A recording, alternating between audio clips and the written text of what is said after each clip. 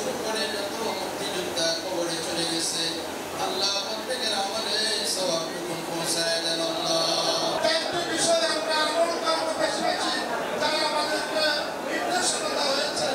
একটি লা ইলাহা ইল্লাল্লাহ, আরেকটি আল্লাহর কাছে সবসময় আমরা ক্ষমা প্রার্থনা করব, আর দুইটা যেটা আমরা ভবিষ্যতের জন্য আমরা জান্নাতের জন্য আল্লাহর কাছে চাইব এবং জাহান্নাম থেকে আমরা মুক্তি চাব।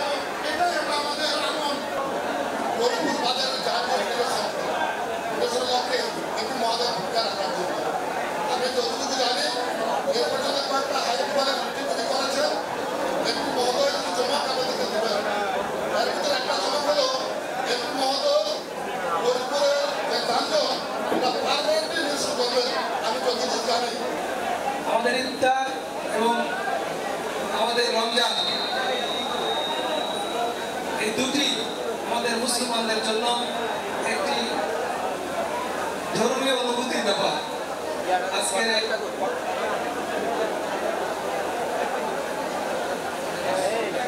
আমরা একসাথে পালন করব এবং একসাথে আমরা অংশগ্রহণ করব।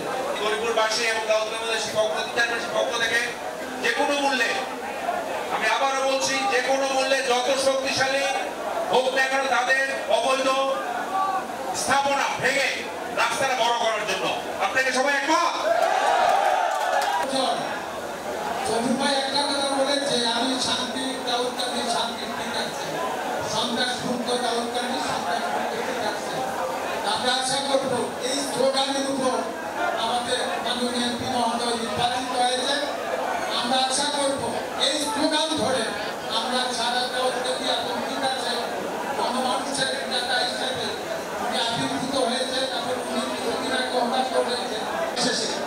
সবাই ঐক্যবদ্ধভাবে একসাথে ইফতার করছি। আমাদের আগামী 5 বছর যাতে আমরা শান্তি এবং সম্প্রীতির সাথে আমরা একসাথে থাকতে পারি, আমরা এই দোয়া করবো। আল্লাহ পাক কবুল করেন এবং আমরা আমাদের নবনির্বাচিত এমপি মহোদয়ের নেতৃত্বে আমরা যেন একটা সুন্দর দাউদকান্দির ইতিহাস গড়তে পারি সেই আশাবাদ ব্যক্ত করে অনেক চ্যালেঞ্জ সৃষ্টি হয়। আমরা অনেক চেষ্টা করেছি, গৌরপুর পুলিশ তদন্ত কেন্দ্রের সাহায্য নিয়েছি।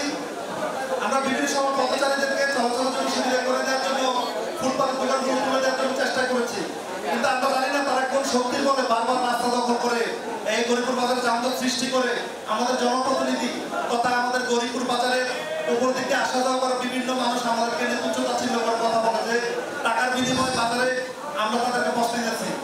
আমরা কখনোই কোনো ফুটপাতে কোনো দোকান টাকার বিনিময়ে বসতে দিই না। আমরা চাচ্ছি আপনাদের হস্তক্ষেপের মাধ্যমে গরিবপুর বাজারটা যানজট। সূচনা community.tv বিনোদনের পাশাপাশি খবর।